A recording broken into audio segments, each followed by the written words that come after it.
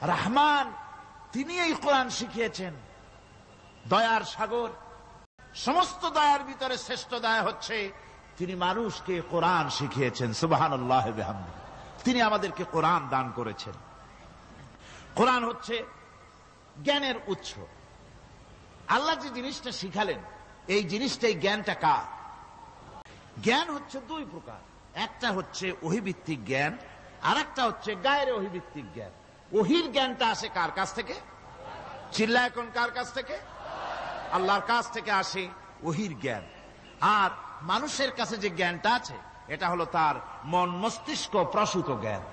আমাদের কাছে যত জ্ঞান আছে, এই জ্ঞানটাকে আল্লাহ পাক বলেছেন ওয়ামা উতীতুম মিনাল ইলমি ইল্লা কলিলা, তোমাদেরকে খুব সামান্যতম জ্ঞান দেওয়া হয়েছে। খুবই সামান্যতম জ্ঞান তোমাদেরকে দেওয়া হয়েছে। আচ্ছা, আপনারা বলুন, একটা ছোট্ট পাখি আটলান্টিক মহাসাগরের ভেতরে তার ঠোঁটটাকে ডুবিয়ে তারপরে সে যদি ঠোঁটটা তোলে, তাহলে আটলান্টিকের পানি কমবে কতখানি? আটলান্টিক টের পাবে যে কারো একটা ঠোঁট ঢুকছিল এর মধ্যে? টেরও পাবে না। আটলান্টিক মহাসাগরের ভিতরে পাখি তার চঞ্চুটা ঢুকিয়ে দিয়ে যতটুকুন পানি উঠাতে সক্ষম হয় না। ওহীর জ্ঞান বাদ দিয়ে গোটা পৃথিবীতে মানুষের যত জ্ঞান আছে, মানব সৃষ্টির প্রথম দিন থেকে নিয়ে আজ পর্যন্ত, এখান থেকে নিয়ে কিয়ামত পর্যন্ত যত জ্ঞান এসছে এবং যত জ্ঞান হবে মানুষের, সমস্ত জ্ঞান এক জায়গায় করলে আল্লাহ সুবহানাহু ওয়া তাআলার অনন্ত অসীম জ্ঞানের মহাসমুদ্রের ভেতর থেকে পাখি যেমন আটলান্টিক থেকে যতটুকুন পানি উঠাতে পেরেছে, বিশ্বের মানুষ আল্লাহর জ্ঞান থেকে অতটুকুনও তুলতে পারে না। ওমা উতীতুম মিনাল ইলমি ইল্লা কালিল যদি বলতেন, তবু একটা কথা ছিল যে তোমাদেরকে কিছু জ্ঞান দেওয়া হয়েছে। তো কিছু না, বলা হচ্ছে ওমা উতীতুম মিনাল ইলমি ইল্লা কালিলা, সামান্যতম, খুবই সামান্য জ্ঞান দেওয়া হয়েছে।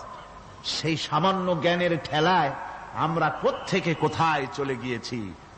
টেলিগ্রামের টরেটক্কা থেকে ফ্যাক্স পর্যন্ত পৌঁছে গেছি। মিনিট লাগবে না, কয়েক সেকেন্ডের ভিতরে এই মাহফিলের পূর্ণ ছবি এবং খবর সে দেশের পত্রিকায় ছাপা হতে পারবে। অথচ আল্লাহ পাক বলছেন সামান্যতম জ্ঞান। আমি অবাক হই আরো যখন শুনতে পাই পৃথিবীর বিভিন্ন দেশের স্যাটেলাইটগুলি যা ছেড়ে দেওয়া হয়েছে মহাশূন্যে, এই স্যাটেলাইটগুলি ড্রাইভার ছাড়া, কোন রকমের পরিচালক ছাড়া, চালক ছাড়া স্যাটেলাইটগুলি বছরের পর বছর ঘুরছে। পৃথিবীর মাটি থেকে 350-400 মাইল উপরে ঘুরছে, তো ঘুরছেই। দুনিয়া থেকে ছবি, নিউজ ক্যাচ করছে CNN, তারপরে স্টার টিভি ইত্যাদিতে সেগুলিকে তারা ছুড়ে দিচ্ছে। এভাবে করে যে দেশ থেকে যে দেশের স্যাটেলাইট সে দেশের পারপাস সার্ভ করতেছে। ওই স্যাটেলাইট 350-400 মাইল উপরে মহাশূন্যের ভেতরে তার মেশিনারি কোনো গোলযোগ হলে, যান্ত্রিক গোলযোগ যদি সৃষ্টি হয়, তাহলে আমেরিকার মাটিতে বসে, ব্রিটেনের মাটিতে বসে বিজ্ঞানীরা কম্পিউটারের মাধ্যমে মনিটরিং করে 400 মাইল উপরের মেশিনকে ভালো করে দিচ্ছে। এরপর আল্লাহ রাব্বুল আলামিন বলছেন সামান্যতম জ্ঞান দেওয়া হয়েছে। এই যদি হয় সামান্যতম জ্ঞান, তাহলে আল্লাহ সুবহানাহু ওয়া তাআলার জ্ঞান কত কত বেশি। সেই মহান আল্লাহ পাকের পক্ষ থেকে এসেছে কোরআন। আল্লাহ রাব্বুল আলামিন বলেন, আমি আল্লাহর পক্ষ থেকে তোমাদের জন্য এসেছে আলো, তোমাদের জন্য এসেছে নূর, আর তোমাদেরকে আমি দিয়েছি একখানা কিতাব, স্পষ্ট কিতাব দিয়েছি। নূর দিলাম, আলো দিলাম। সে আলো হলেন জনাবে মুহাম্মদুর রাসূলুল্লাহ সাল্লাল্লাহু আলাইহি ওয়াসাল্লাম। আর আমি যে তোমাদেরকে কিতাব দিয়েছি, সেই কিতাবের নাম কোরআনে কারীম। আল্লাহ পাক বলছেন তিনি দয়াবান, রহমান, তিনি আমাদেরকে কোরআন শিখিয়েছেন। এই কোরআনের নাম কে রেখেছে? কোরআনের নাম আল্লাহ। নাম শুধু কোরআনের নাম কোরআন নয়, শুধু কোরআনের নাম কোরআন। কোরআনের নাম ফুরকান, কোরআনের নাম হুদা, কোরআনের নাম শিফা, তানজিল, কোরআনের নাম কিতাব। অনেকগুলি নাম আল্লাহ নিজেই কোরআনের নাম রেখেছেন। কোরআন এর অর্থ হলো সর্বাধিক পঠিত, বহুল পঠিত। কোরআন শরীফ নাজিল হওয়ার আগে এই নাম আল্লাহ পাক দিলেন। আর আজ দেখা গেল পৃথিবীর বুকে কোরআনের চাইতে বেশি পড়া হয়েছে, সবচাইতে বেশি পড়া হয়েছে এমন একটা কিতাবের নাম বলতে পারবেন? পারবেন না। কোরআন সর্বাধিক পঠিত কিতাব। আল্লাহ রাব্বুল আলামিন এই কিতাবকে অবতীর্ণ করেছেন। আলিফ লাম রা কিতাবুন আনজালনাহু ইলাইকা লিতুখরিজান নাসা মিনাজ-যুলুমাতি ইলান-নূর। আলিফ লাম রা। গোটা পৃথিবীর মানুষের মুখে আল্লাহ রাব্বুল আলামিন তালা লাগিয়ে দিয়েছেন, চ্যালেঞ্জ করেছেন, দুনিয়ার সব বোঝো। কত ভাষাবিদ পৃথিবীতে আছে, বড় বড় নাম যারা ভাষাবিদ, তারা যদি সম্ভব হয় তাহলে তারা বলুক আলিফ লাম রা এর অর্থ কি। এর অর্থ কেবলমাত্র আল্লাহ এবং তার বান্দা, যার প্রতি এই কিতাব অবতীর্ণ করা হয়েছে, তিনিই বুঝতে পারেন। আল্লাহ পাক বলছেন কিতাবুন আনজালনাহু ইলাইকা, আমি আপনার প্রতি একখানা কিতাব অবতীর্ণ করেছি, যেই কিতাবের সম্পূর্ণ কিতাবখানা 30 পারা কোরআন শরীফে কিতাব, যার প্রতিটি সূরা কিতাব, যার প্রতিটি আয়াত কিতাব, যার প্রতিটি শব্দ কিতাব, যার প্রতিটি অক্ষর কিতাব। এমন বিশাল কিতাব আল্লাহ রাব্বুল আলামিন আজিম কিতাব দান করলেন। আল্লাহ পাক বলেন এই জন্য দান করেছি যাতে করে আপনি মানব মণ্ডলীকে অন্ধকারের ভিতর থেকে আলোর দিকে নিয়ে আসতে পারেন। এই জন্যই এ কোরআন আমি আপনার প্রতি নাজিল করেছি। ধারাবাহিকভাবে আস্তে আস্তে একটু একটু করে আল্লাহ পাক অবতীর্ণ করেছেন। এ কোরআন আল্লাহ নাজিল করলেন। তিনি বললেন আর রহমান আল্লামাল কোরআন। রহমান, তিনি কোরআন শিক্ষা দিয়েছেন, এমন কোরআন যে কোরআনে কোনো ভুল নাই। যত রকমের বই মানুষে লেখে, বাংলা, ইংরেজি, উর্দু, ফার্সি, যত রকমের ভাষায় হোক, যত বই লেখা হয়, বইয়ের ভূমিকায় গ্রন্থকার তিনি লেখেন এই বই লিখতে গিয়ে ভুল ভ্রান্তি হয়ে যেতে পারে, যদি কারো চোখে ধরা পড়ে জানিয়ে দিলে পরবর্তী সংস্করণে তা পরিশুদ্ধ করতে বাধ্য থাকিব, এরকম কথা বলে না? এই একখানা কিতাব তামাম পৃথিবীর বুকে অদ্বিতীয় কিতাব। এই কিতাবের রচয়িতা, এই গ্রন্থের অথার, এই মহাগ্রন্থের মালিক, তিনি এই গ্রন্থ শুরু করেছেন নিজের প্রশংসা দিয়া। জোরে বলেন সুবহানাল্লাহ। কোরআন কভার খোলা মাত্রই গ্রন্থকারের প্রশংসা শুরু হয়ে গেল, আলহামদুলিল্লাহি রাব্বিল আলামিন। সমস্ত প্রশংসা, যাবতীয় প্রশংসা ওই আল্লাহ সুবহানাহু ওয়া তাআলার, যিনি तमाम বিশ্ব জাহানের যিনি স্রষ্টা, পালনেওয়ালা রব। সুতরাং তার প্রশংসা দিয়ে শুরু হলো। বইয়ের অথার যিনি, কিতাবের অথার যিনি, গ্রন্থের মালিক যিনি, তার নিজের প্রশংসা দিয়ে বই শুরু হয়ে গেল। সামনে এগোলেন, এবার কিতাব সম্পর্কে চিন্তা আসতে পারে ভুল টুল আছে নাকি। কিতাব খোলা মাত্রই প্রশংসার পরে দেখতে পাবেন যালিকাল কিতাবু লা রাইবা ফীহি, এই সেই কিতাব যার ভিতরে কোনো ভুল নাই, কোনো সন্দেহের অবকাশ নাই। বিরাট চ্যালেঞ্জ আল্লাহ পাক করেছেন। ও নবী, ওরা কি কথা বলে যে কোরআন মানুষের বানানো? যদি তাই হয় আপনি বলুন যে তোমরা তোমাদের যত রকমের সাহায্যকারী আছে সমস্ত সাহায্যকারীদের সাথে নাও আর কোরআনের সূরার মতো করে সূরা বানাও। এরপরে আল্লাহ রাব্বুল আলামিন আবার চ্যালেঞ্জ করলেন, আপনি বলুন तमाम পৃথিবীর মানুষ আর জেনেরা সব একত্রিত হয়ে যাও, সবাই একত্রিত হয়ে কোরআনে কারীমের সূরার মতো করে সূরা বানায় নিয়ে আসো, যদি তোমাদের পক্ষে সম্ভব হয়। আল্লাহ পাক বলেন তোমরা যদি জেনেদের সাহায্যকারী মানুষ হও, মানুষের সাহায্যকারী জেনেরা হও, तमाम পৃথিবীর মানুষ আর জেন একত্রিত হয়ে প্রচেষ্টা চালালেও আল্লাহর কোরআনের সূরার মতো করে একটা সূরা কেউ বানাতে পারবে না। আজও পর্যন্ত কেউ কোরআনে কারীমের সূরার মতো করে একটা সূরা কেউ এই পৃথিবীতে বানাতে পারেনি, কারো পক্ষে এটা সম্ভব হয়নি। আল্লাহ রাব্বুল আলামিন আবার চ্যালেঞ্জ করেন, আমি আমার বান্দার উপরে যে কিতাব অবতীর্ণ করেছি এর ভিতরে সন্দেহ আছে বলে যদি মনে করো এর ভিতরে সন্দেহ আছে মানুষের বানানো, এমনটি যদি সন্দেহ হয় তাহলে কোরআনের সূরার মতো করে একটা সূরা বানাও, ছোট্ট একটি সূরা বানাও। ফাতু বিসূরাতিন, ছোট্ট একটি সূরার মতো করে একটা সূরা বানাও। কিয়ামত হয়ে যাবে, মানুষ কোরআনে কারীমের মতো একটি ছোট্ট সূরাও বানাইতে পারবে না।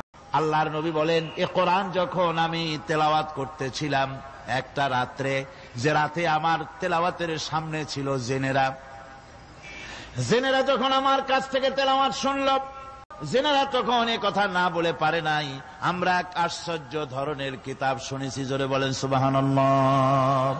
ইন্না সামি'না কুরআনান আজাবা, এক আশ্চর্য ধরনের কোরআন শুনেছি। বলতেছে সেই সব জেনেরা যাদের বয়স 1000 বছর, 1500, 2000 বছর, 500 বছর, যারা জাব্বুর শুনেছে, ইনজিল শুনেছে, তাওরীত শুনেছে, সেসব জেনেরা বলছে এমন এক কিতাব শুনলাম, আর এই কিতাব শোনা মাত্র ফামান্না বিহি, কোরআন শুনলাম আর ঈমান আনলাম। নবীজি বলেন জেনেরা আমার মুখে তেলাওয়াত শুনে পড়ে নিল লা ইলাহা ইল্লাল্লাহু মুহাম্মাদুর রাসূলুল্লাহ। এই কোরআন এমন এক কোরআন, মান ক্বালা বিহি সাদাকা, এ কোরআন শরীফ থেকে যে কথা বলে সেই সত্য কথা বলে। কোরআন থেকে যে কথা বলে সে কি বলে? তার কারণ কোরআন এসেছে কার কাছ থেকে? ওয়ামান আসদাকু মিনাল্লাহি কিলা, আমি আল্লাহর চাইতে সত্যবাদী আর কে হতে পারে? আল্লাহর নবী বলেন কোরআন থেকে যে কথা বলে সেই সত্য কথা বলে। আর ওয়ামান আমিলা বিহি উজরা, এই কোরআন যে আমল করবে তাকে পুরস্কার দেওয়া হবে, সে পুরস্কৃত হবে, দুনিয়ায় পুরস্কার পাবে, আখিরাতেও পুরস্কার পাবে। সুবহানাল্লাহ।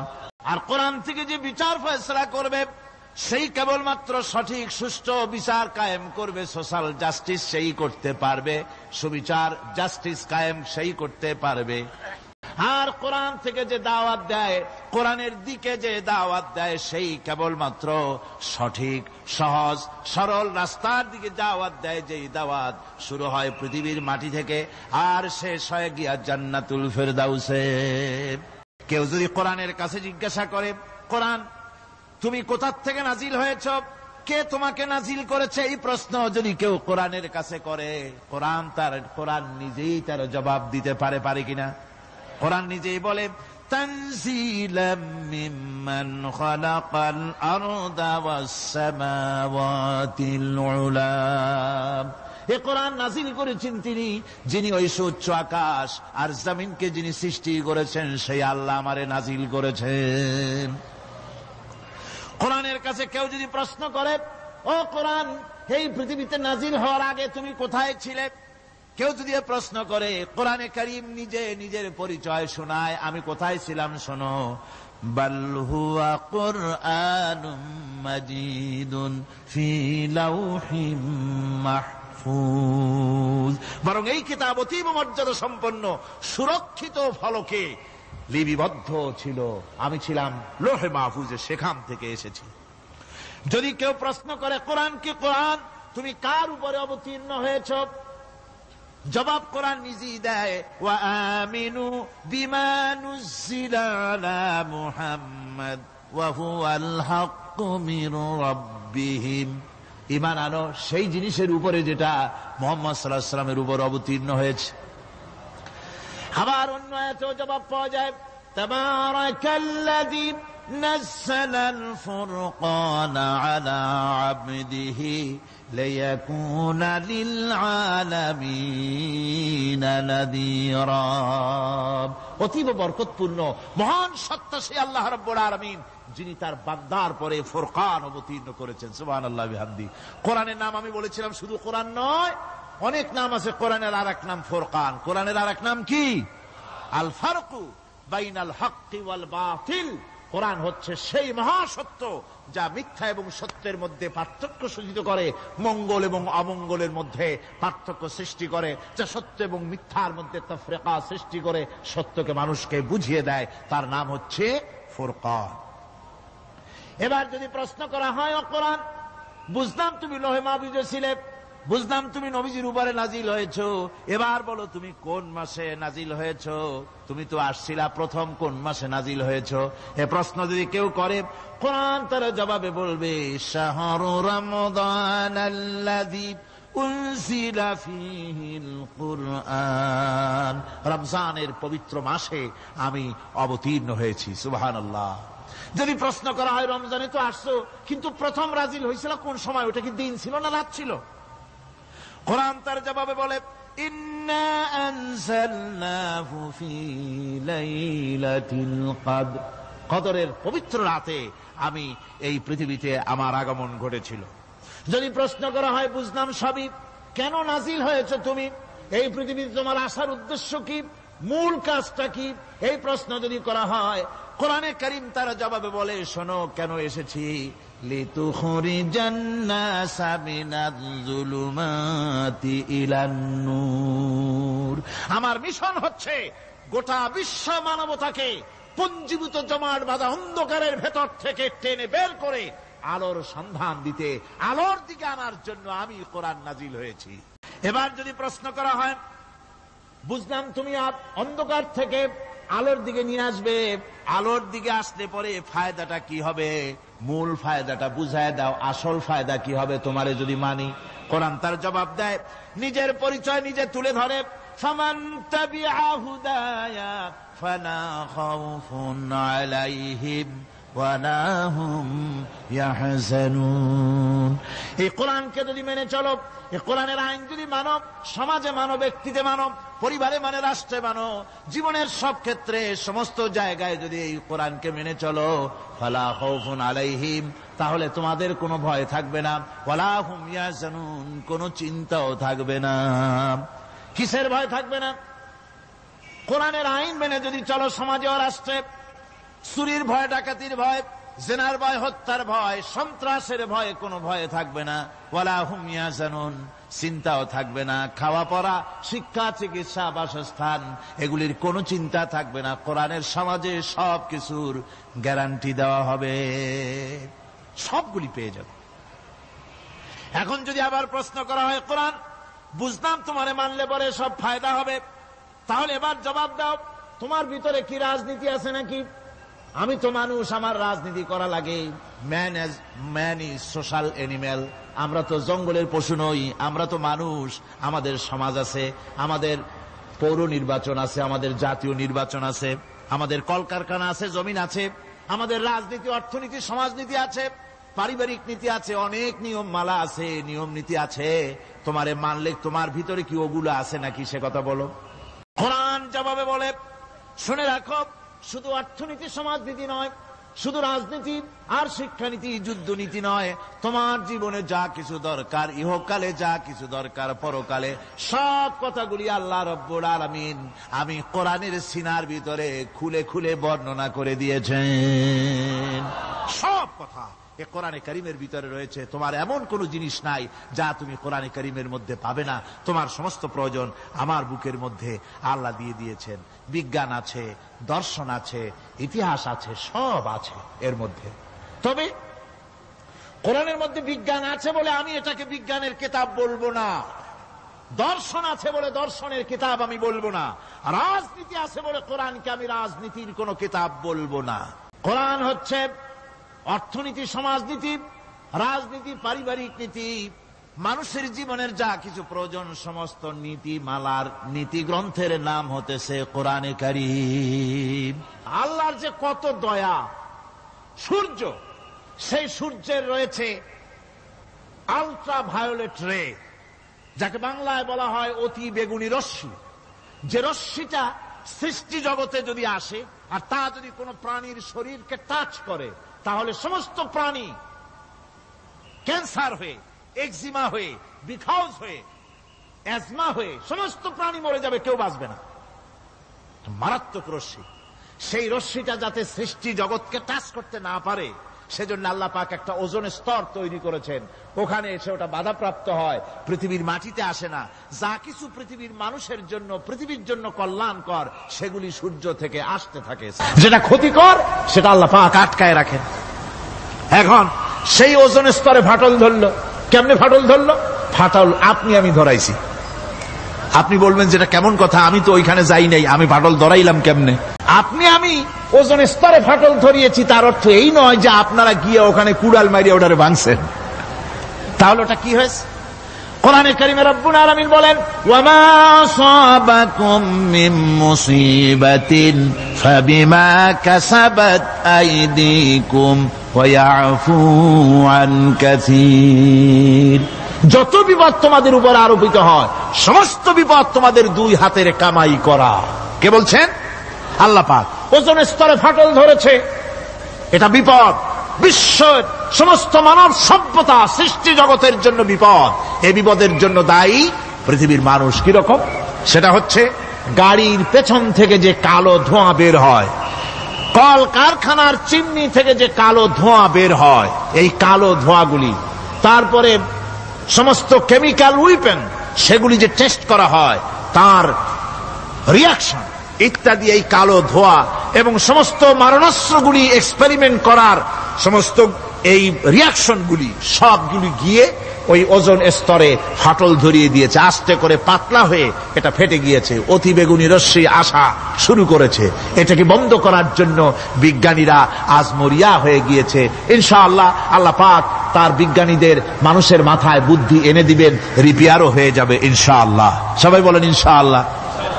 তাহলে বললাম কেন এ কথাটা? এই জন্য বললাম যে কোরআনে কারীমের মধ্যে আল্লাহ রাব্বুল আলামিন সব কথা বলে দিয়েছেন, কোনো কথা বাদ রাখেন নাই।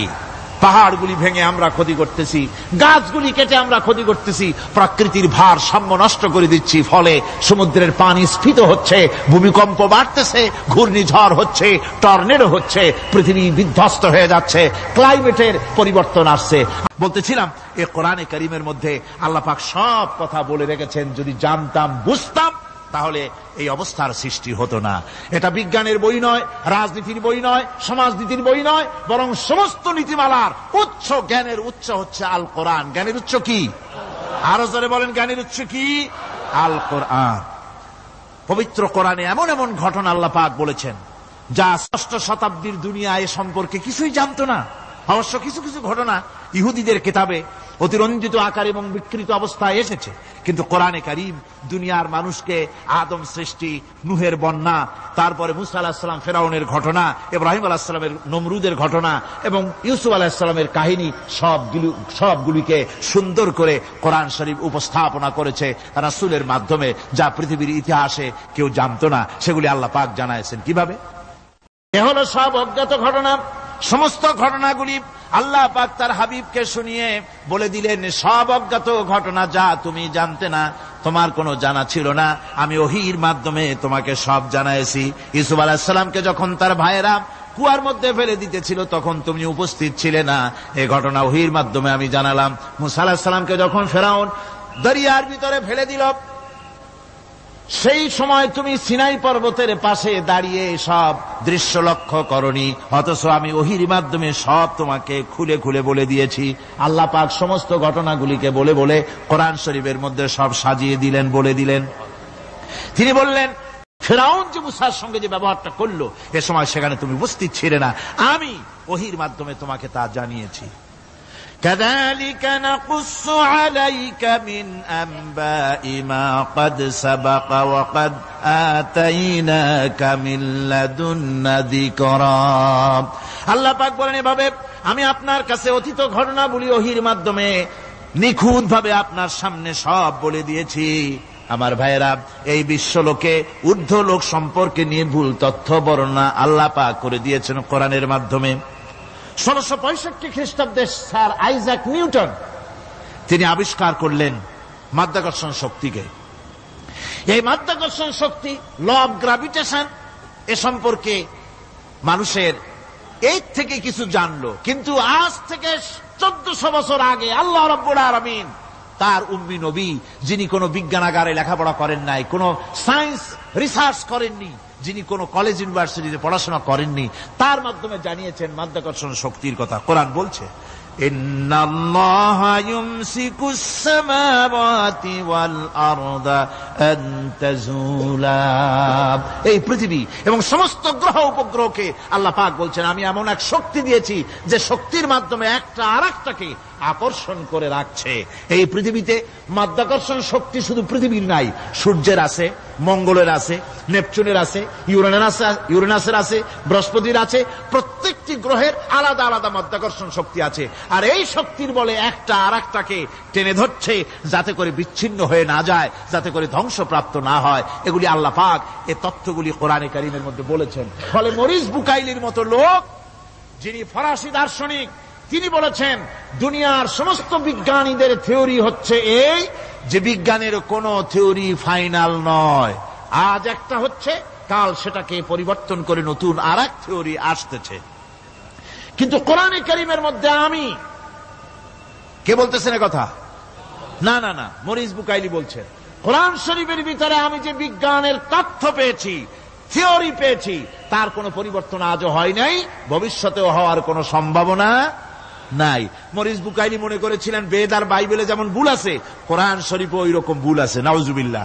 সেই জন্য তিনি আরবি শিখলেন কোরআন বোঝার জন্য, ভুল ধরার জন্য। কোরআন শিখলেন কি জন্যে?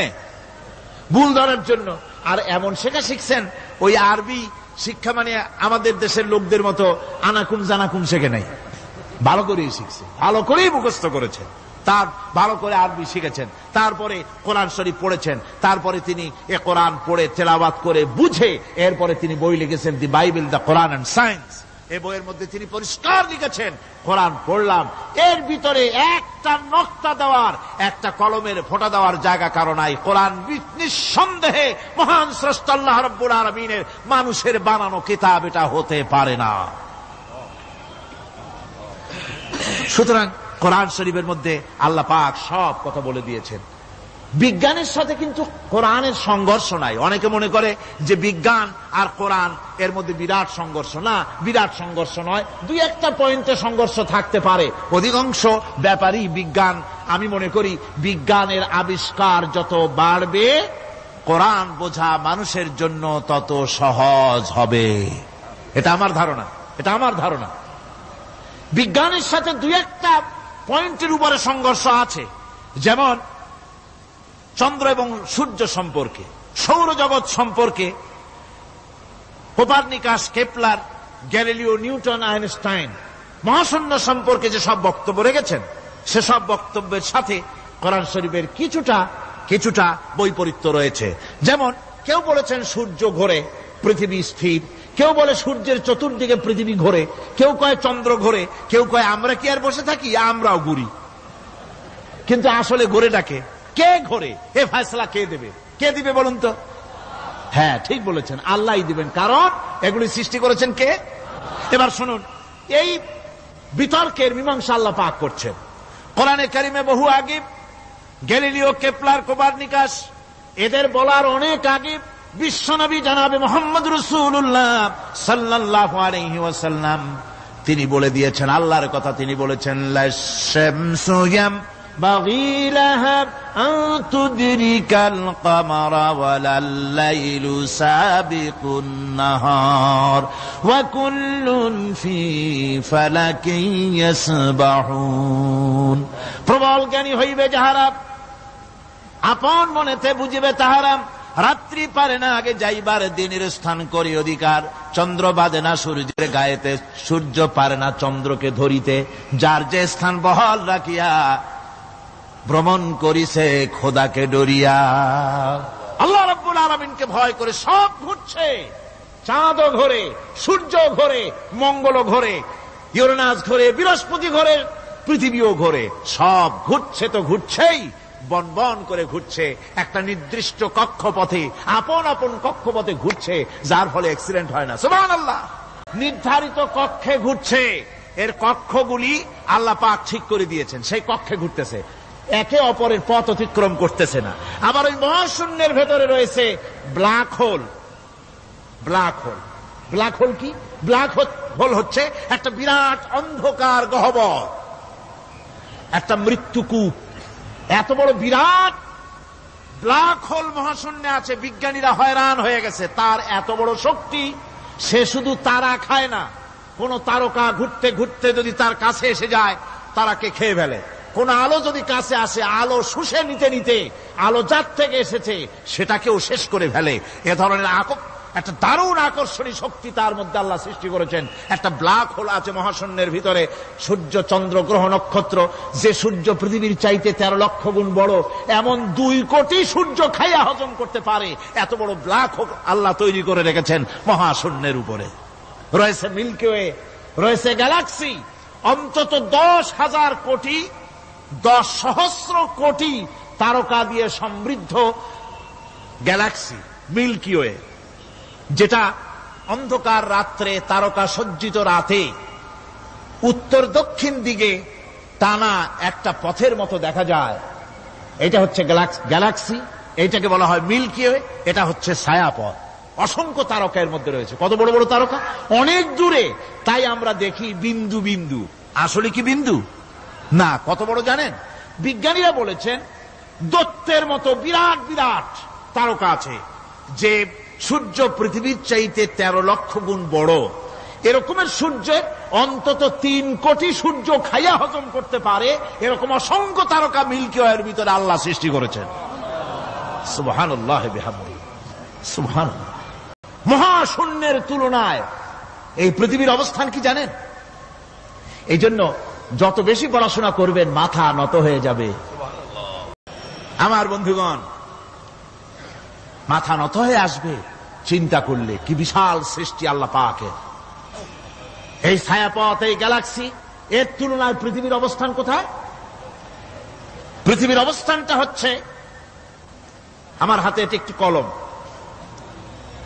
এই কলমটা কাগজের উপরে আমি যদি এই নিপটা রাখি, কাগজের ভিতরে নিপে যতটুকুন জায়গা টাচ করবে, মহাশূন্য গ্যালাক্সি মিল্কি ওয়ে আল্লাহর ওই মহাশূন্যের তুলনায় পৃথিবীর অবস্থান একটা কলমের নিপে যতটুকুন জায়গা নেয় এর থেকে বেশি নয়।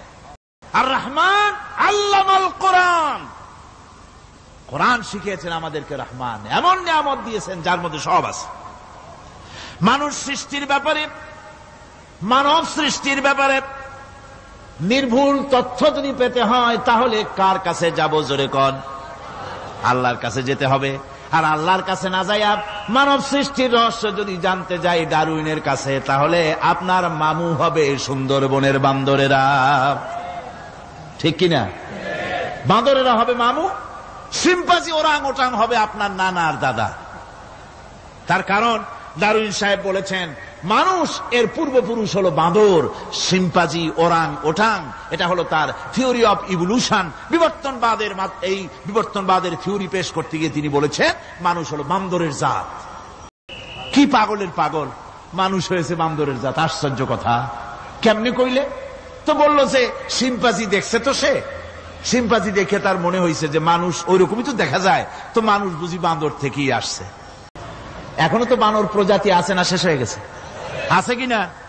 তাহলে সুন্দরবনে যান, যে দেখুন কোন বাঁদর কি এ পর্যন্ত দেখা গেছে যে কোমর পর্যন্ত মানুষের মতো হয়ে গেছে? আর একটু দুধ আর পনির আর একটু এই শুটকি মাছ লোটটা ফিস খাওয়াইলে আর কদিনের মধ্যে এই বান্দরটা মানুষ হয়ে যাবে। হয়েছে এরকম? বাঁদরের 12 আনা মানুষ হয়ে গেছে, 14 আনা মানুষ হয়ে গেছে, আর অল্প একটু বাকি। এরকম দেখা গেছে কোথাও? দেখা যায়নি। এগুলি পাগলামি কথা। এই নির্ভুল তথ্য জানার জন্য আসতে হবে কোরআনের কাছে। কার কাছে? আল্লাহ রাব্বুল আলামিন তার হাবিবের মুখ থেকে মানব সৃষ্টি রহস্য তিনি উদ্ঘাটন করে দিয়েছেন। তিনি বলেছেন, দুনিয়াবাসীকে শুনিয়েছেন, ফালয়ানজুরিল ইনসানু মিম্মা খুলিকা মিম্মা ইন দাফিকিন ইয়াখরুজু মিন বাইনিস সুলবি ওয়াত তারাইব। আল্লাহ পাক বলেন মানুষ কি তার সৃষ্টি রহস্য দেখে না? কেমনে তাকে আমি সৃষ্টি করেছি? মায়ের বক্ষ পিঞ্জর থেকে, বাপের পৃষ্ঠ থেকে সবেগে নির্গত এক ফোঁটা নাপাক পানি দিয়ে আমি আল্লাহ মানুষকে সৃষ্টি করেছি। অন্যত্র আল্লাহ বলেন, ইন্না খালাকনাকুম মিন তুরাবিন সুম্মা মিন নুতফাতিন সুম্মা মিন আলাকাতিন সুম্মা মিন মুদগাহ। নিষ্প্রাণ মাটি থেকে তোমার উৎপত্তি হয়েছে, আর এই নিষ্প্রাণ মাটি দিয়ে তোমাকে তৈরি করা হয়েছে। এগুলি মাতৃগর্ভের ভিতরে গিয়া নাপাক পানি ফোঁটা জমাট রক্ত হয়েছে, গোশত হয়েছে, তারপরে মানুষের আকৃতি দিয়েছি, আর এরপরে বাচ্চার আকারে মায়ের পেট থেকে আমি আল্লাহ মানুষ করে তোমাকে বের করেছি। সুতরাং মানব সৃষ্টি রহস্যের কথা বিজ্ঞানের সাথে যেটা সাংঘর্ষিক হবে কোরআনের সাথে, আমরা সেটা মানতে পারি না। আমাদেরকে মানতে হবে মূল জ্ঞানের কেতাবটা। মূল জ্ঞানের কেতাব কোনটা? জোরে কন্ত কোনটা? কোরআন। এখানে সব কথা আল্লামাল কোরআন। কোরআন শিখিয়ে মানুষকে আল্লাহ পাক সবচাইতে বড় দয়া করেছেন। এর থেকে বড় দয়ার হয় না। কোরআন শিখিয়েছেন আমাদের, যার মধ্যে সমস্ত তথ্যের কথা আল্লাহ পাক বলেছেন। The universe and doctor Einstein বইয়ের ভিতরে লেখা হয়েছে যে একদিন এমন হবে যখন ধীরে ধীরে সূর্য তার আলো হারিয়ে ফেলবে, চন্দ্র নিষ্প্রভ হয়ে যাবে, আর পৃথিবী আস্তে আস্তে তার গতি হারিয়ে ফেলবে। একথা আজকের বিজ্ঞানীরা অথবা আজ থেকে কয়েক বছর আগের বিজ্ঞানীরা একথা বলছেন। কিন্তু রাসূল করিম সাল্লাল্লাহু আলাইহি ওয়াসাল্লামের মুখ থেকে আজ থেকে 1400 বছর আগে, যিনি বিজ্ঞানাগারে মোটেও পড়াশোনা করেন নাই, লিখতে জানেন না, পড়তে জানেন না, সই করতে জানেন না, বিজ্ঞান আজ যে কথা বলছে সেই কথা 1400 বছর 1500 বছর আগে রাসূল করিমের মুখ থেকে আল্লাহ পাক বলছেন। কোরআনে কারীম বলছে ইয়াসআলু আইয়ানা ইয়াউমুল কিয়ামা ফাইযা বারিকাল বাসারু ওয়া খাসাফাল কামারু ওয়া জুমিআশ শামসু ওয়াল কামার। হে রাসূল, রাসূলের কাছে জিজ্ঞাসা করে কিয়ামত কবে হবে? আল্লাহ পাক বলেন, বলে দিন যেদিন চন্দ্র তার আলো হারিয়ে ফেলবে, যেদিন সূর্য তার আলো হারিয়ে ফেলবে, আর চন্দ্র আর সূর্য সব একাকার হয়ে যাবে।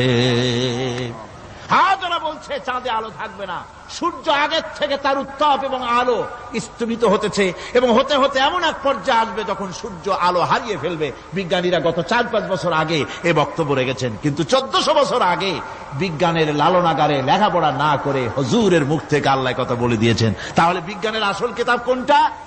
জোরে বলেন কোনটা? আল্লাহ পাক আরো বলেন ইজাশ শামসু কুবিরাত ওয়া ইযান নুজুমুন কাদারাত ওয়া ইযাল জিবালু সুজ্জিরাত।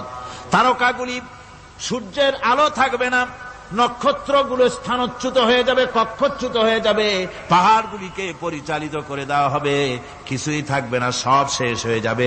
বিজ্ঞানীরা আজ বলতেছে যে সব শেষ হয়ে যাবে, কিছুই থাকবে না, সব শেষ হবে। বিজ্ঞানীরা বলতেছেন, কোরআন অনেক আগে বলেছে কুল্লু মান আলাইহা ফান ওয়া ইয়াবকা ওয়াজহু রাব্বিকা যুল জালালি ওয়াল ইকরাম। সব শেষ হয়ে যাবে, বিশ্বে যা কিছু আছে সব লয় হবে, ক্ষয় হবে, ধ্বংস হবে, কিচ্ছু থাকবে না, থাকবেন শুধু আল্লাহ সুবহানাহু ওয়া তাআলা। সুবহানাল্লাহি ওয়া বিহামদিহি। কোরআনে কারীম একথা বহু আগে আমাদেরকে জানিয়ে দিয়েছে। সুতরাং আসল জ্ঞানের কিতাবটাই হচ্ছে কোরআনে কারীম। এই কোরআনের কাছে আমরা যত যেতে পারবো, যত কোরআন বুঝতে পারবো, ততই আমাদের জন্য আমরা সমৃদ্ধ হতে পারবো, আমাদের উপর আল্লাহর রহমত আসবে, আমরা সমাজ চালাতে পারবো, আমরা দেশ চালাতে পারবো, আমরা দুনিয়ায় শান্তি পাবো, আমরা আখিরাতেও মুক্তি লাভ করতে পারবো। কোরআনে কারীম সমস্ত বিজ্ঞানের উৎস, দর্শনের উৎস। এইটা না জানলে কিছুই জানা হয় না, এটা জানা হলে সব জানা হয়। পণ্ডিত আপনার ডক্টর শহীদুল্লাহ, আল্লাহ জান্নাত নসিব করুন, সবাই বলুন আমিন। তিনি বলতেন, বড় বড় সেমিনারে গিয়ে বলতেন তিনি, যে আপনারা যারা বক্তব্য রাখতে এসেছেন, জনগণকে বলছি না, যারা বক্তব্য রাখতে এসেছেন, এমএ পাস করেছেন, ডিগ্রি করেছেন, পিএইচডি করেছেন, এভারসিএস করেছেন, বহু কিছু ডিগ্রি আপনারা লাভ করেছেন, নামের আগে 6 হাত লম্বা ডিগ্রি আপনারা লাগাইছেন, আপনারা পণ্ডিত ঠিকই, কিন্তু এই কোরআন শরীফের জ্ঞান যদি আপনাদের না থাকে, আপনারা পণ্ডিত, তবে আপনারা মূর্খ পণ্ডিত। কি পণ্ডিত? কি পণ্ডিত? মূর্খ পণ্ডিত। ওরা বলে যে মৌলবীরা জানে কি, মৌলবীরা জানে কি? আরে ভাই, মৌলবীদের কাছে তো আসল জ্ঞান আছে। সুবহানাল্লাহি ওয়া বিহামদিহি। এখানে সবটা আছে। আপনারা এখানে আসেন, এটা বিশ্বাস করলে আপনি সবটা পেয়ে যাবেন। কোরআন বিশ্বাস করতে পারলে, কোরআন জানতে পারলে আপনি সব জানবেন। কোরআনে কারীমের মধ্যে আল্লাহ পাক কত কথা বলেছেন। এর মধ্যে আছে আল্লাহ পাক বলেছেন আফালা ইয়ানজুরুনা ইলাল ইবিলি কাইফা খুলিকাত। এই যে আমি উটগুলোরে বানাইছি, কেমনে বানাইলাম তোমরা কি দেখছো? উট কেমনে বানিয়েছি? মুফাসসিরিনে কেরাম এর উপরে অনেক আলোচনা করেছেন। তারা বলেছেন যে উট মরুভূমির জাহাজ, তারপরে উটের পিঠে একটা চুট আছে, কোন কোন উটের পিঠে 2টা চুট আছে, মাঝখানে বসে একটারে হেলান দিয়ে আর একটা ধরে বসা যায়। আমি দেখছি 2টা চুটওয়ালা উট, আফ্রিকান উট আমি দেখেছি, যে চুট সুবহানাল্লাহ দেখলে অবাক হয়ে যেতে হয় যে আল্লাহর কি কুদরত। উটের পৃষ্ঠে 2টা চুট, মাঝখানে আপনি বসবেন, পিছনেরটা একটা সোফা সেটের মতো, পিছনে হেলান দিলেন, আর সামনে যখন সে মরাল সম চড়াই উত্তরাই পথ দিয়ে নামা ওঠা করবে, তখন আপনি যেন পড়ে না যান সেজন্য সামনেরটা বুকের সাথে জড়ায় ধরবেন। এরপরে কি সৃষ্টি আল্লাহর, সুবহানাল্লাহি ওয়া বিহামদিহি। জিরাফগুলি দেখুন, জিরাফগুলি তার মাথা কত বড় উঁচা। লন্ডন জুতে জিরাফ দেখলাম, সে জিরাফের দেহ থেকে তার মাথাটা 22 ফিট উঁচা। মানে সে যদি নিচে দাঁড়ায়, 3 তলা বিল্ডিং এর ছাদের উপরে নাস্তা দিলে তো নিচে দাঁড়ায় খাইতে পারে, এই অবস্থা। সেই জিরাফে পানি খাবে কেমনে? মাথা হলো অত উঁচায়, পিছনের ঠ্যাং দুটা খাটো, সামনের ঠ্যাং দুটো উঁচা। এখন পানি খাবে কেমনে? ওই মাথা নামাইতে গেলে ঠ্যাং তো অনেক উঁচা। আল্লাহ পাক এমন সুন্দর ব্যবস্থা করলেন, সামনের 2টা ঠ্যাং এভাবে সরায় দেওয়ার মতো। ও যখনই পানি খায় দেখলাম 2টা ঠ্যাং অনেক ছেড়ায় দেয়, 2 দিকে ঠ্যাং চলে যায়, তখন মাথাটা সহজে নিচে নামায় আসে, পানি খাইতে পারে। এই সুযোগগুলি আল্লাহ সুবহানাহু ওয়া তাআলা তিনি করে দিয়েছেন। ওমা কুন্না আনিল খালকি গাফিলিন, আমি আমার সৃষ্টি জগৎ সম্পর্কে অমনোযোগী নহি। সুবহানাল্লাহ ওয়া বিহামদিহি। ভল্লুকগুলি কি বিরাট বিরাট একটা ভল্লুক। শ্বেত ভল্লুক দেখেছি, কৃষ্ণ ভল্লুক দেখেছি, হাঁটতেছে মনে হয় যেন পায়ের তলায় হাফসুল করা, ঠিক জুতা পায়ের তলাটা যেমন দেখা যায় ওই রকমের তলাটা, গায়ে একেবারে পশম। ওই বরফের দেশে থাকতো, সে শীত কষ্ট না পায়, সেই জন্য আল্লাহ একটা কম্বল ওর গায়ে জড়ায় দিয়েছে, অটোমেটিক কম্বল। সুবহানাল্লাহ ওয়া বিহামদিহি। তো উট, আল্লাহ বলছেন উট কেমনে বানাইছি দেখছো? আফালা ইয়ানজুরুনা ইলাল ইবিলি কাইফা খুলিকাত, উট বানালাম কেমনে দেখেছিস? মানুষ অবাক হলো, আল্লাহ এত কথা থুইয়া উটের কথা বলছেন। কারণ নানান রকম মানুষ বলল। শেষ পর্যন্ত প্রাণীতত্ত্ববিদরা তারা আবিষ্কার করলেন মূল কারণটি। অনেক কারণ আছে আল্লাহ পাকে কথা বলার। উট তো মরুভূমির জাহাজ, তারপরে উট মানুষের অনেক উপকারে আসে, একথা বলা হয়েছে। প্রাণীতত্ত্ববিদরা খুঁজে খুঁজে তারা দেখতে পেয়েছে যে উটকে জবাহ করে দেখা গেছে, উট সমস্ত প্রাণী বাতাস থেকে অক্সিজেন যতটা গ্রহণ করে ততটা ছেড়ে যায়, যতটা গ্রহণ করে ততটা ছেড়ে যায়। একমাত্র প্রাণী উট যে যতটা অক্সিজেন গ্রহণ করে বাতাস থেকে সবটা ছাড়ে না, 2/3 ছেড়ে দেয়। 1/3 তার লাংসের পাশে রাখার জন্য আল্লাহ পাক একটা চেম্বার তৈরি করেছেন। ওই চেম্বারের ভিতরে 1/3 অক্সিজেন থেকে যায়। কারণ পানিও রেখে, তার পানি রাখার জন্য রিজার্ভ ট্যাঙ্কি আছে, একটা রিজার্ভ ট্যাঙ্কি আছে, অক্সিজেন রাখার একটা চেম্বার আছে। এগুলি কেন? এই জন্য যে মরুভূমির ভিতরে সাইমুম শিল্পী গোষ্ঠী না, কিন্তু ঝোড়ো হাওয়া, মরুভূমির ভিতরে ঝোড়ো হাওয়া, এই ঝোড়ো হাওয়া যখন আরম্ভ হয়ে যায় তখন মানুষ বাঁচতে পারে না, মানুষ টের পাইয়া সব বাড়িতে চলে যায়। মরুভূমিতে চড়ে বেড়ায় উট, সে যাবে কোথায়? ওর তো যাওয়ার জায়গা নাই। 7 দিন 8 দিন 1 সপ্তাহ 2 সপ্তাহ পর্যন্ত এই মরুভূমিতে ঝড় চলতে থাকে, বালুর ঝড়, কিচ্ছু দেখা যায় না। ওখানে দেখছিলেন বালুর পাহাড়, কালকে আজকে দেখবেন বালুর পাহাড় এখানে চলে আসছে। এইভাবে পাহাড় তৈরি হয়ে যায়, বালি উড়ায় নিয়ে যায় বাতাসে। এই বাতাসের ভিতরে বালু উঠতে থাকে সমানে, মানুষ প্রাণী কিছুই সেখানে শ্বাস করতে পারে না, বাঁচতে পারে না। উটের মতো প্রাণী যে মরুভূমিতে থাকে, ও বাঁচবে কি করে? আল্লাহ সুবহানাহু ওয়া তাআলা ওর লাংসের পাশে অক্সিজেন রাখার চেম্বার করে পানির ট্যাঙ্কি তৈরি করে দিয়ে রেখে এমন কায়দা করেছেন, ও যখনই টের পায় যে ঝড় শুরু হবে, সাথে সাথে ঠ্যাং দিয়া মুখ দিয়া গর্ত করে বালুর ভিতরে মাথা ঢুকাইয়া 1 সপ্তাহ 2 সপ্তাহ থাকতে পারবে মাটির তলে, অক্সিজেনের অভাব হবে না।